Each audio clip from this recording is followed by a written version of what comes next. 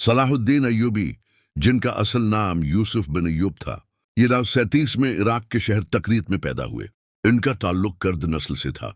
वालिद का नाम नजमुद्दीन अय्यूब था, जो एक मुअज़्ज़िज़ और दीनदार शख्स थे। उनके चचा असदुद्दीन शेरकवा सल्जोकी सप्पा सालार नूरुद्दीन ज़ंगी के तहत एक मशहूर जर्नील थे। जब सलाहुद्दीन पैदा हुए तो उनके वालिद तकरीत के गवर्नर थे, लेकिन एक सियासी वाक़ये के बाद उनका ख़ानदान दमश्क हिजरत कर गया। बचपन में सलाहुद्दीन नहायत खामोश, सादा और इल्म दोस्त थे। तलवार और जंग में वो ज़्यादा दिलचस्पी नहीं रखते थे, बल्कि कुरान, हदीस, फ़िक़्ह और फ़लसफ़ा में गहरी दिलचस्पी रखते थे। शाम के हकमरान नूरालदीन ज़ंगी ने जब सलीबी ख़तरे को महसूस किया तो उसने मिस्र पर अपनी तौजा मरकूज़ की, जहां फातमी खिलाफत कमज़ोर हो चुकी थी। शेरकुआ को मिस्र भेजा गया और सलाहुद्दीन भी साथ गए।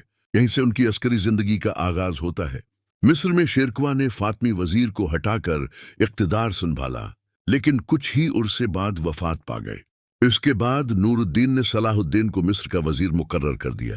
सलाहुद्दीन ने मिस्र में फातमी खिलाफत का खात्मा करके खिलाफत अब्बासिया की वफादारी का ऐलान किया।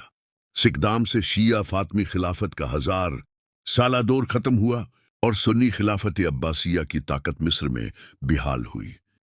1178 में नूरालदीन ज़ंगी की वफात हुई। उनका बेटा कम उम्र था और शाम में इंतशार फैलने लगा। अब सलाहुद्दीन ने शाम की तरफ कदम बढ़ाया और कई सालों की कोशिशों से दमश्क, हलब, हमा, हम्स, मुसिल और दीगर इलाकों को मुत्तहद कर लिया। वो न बादशाह बने, न ताज पहना, बल्कि सिर्फ हिम्मत को एक करने के लिए काम करते रहे। ये वो वक्त था जब इस्लामी दुनिया खाना जंगी का शिकार थी और सलीबी ताकतें बीतुल मुक़द्दस पर काबिज थीं।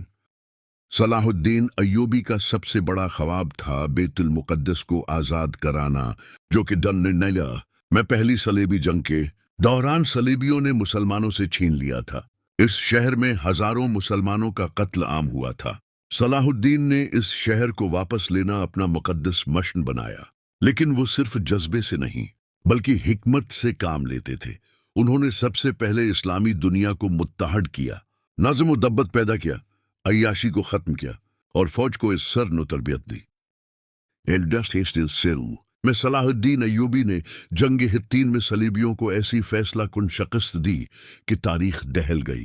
यरूशलेम का बादशाह गिलाड और सफ़ाक जनरल रिनाल्ड ऑफ शातलियों पकड़े गए।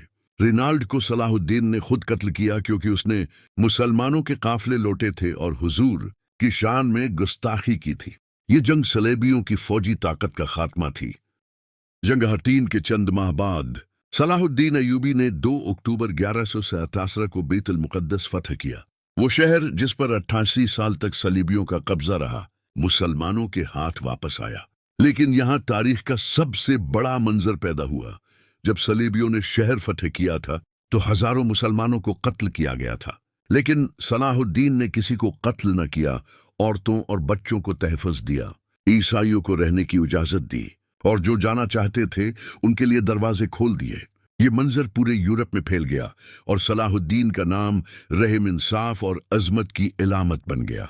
बैतुल मुक़द्दस की फतह के बाद यूरोप में हंगामा बर्पा हो गया। इंग्लैंड का बादशाह रिचर्ड शेरदल, फ्रांस और जर्मनी के बादशाह सलीबी लश्कर के साथ फ़लस्तीन पहुंचे। ये जंग कई साल चली, लेकिन रिचर्ड कभी बैतुल मुक़द्दस तक न पहुंच सका।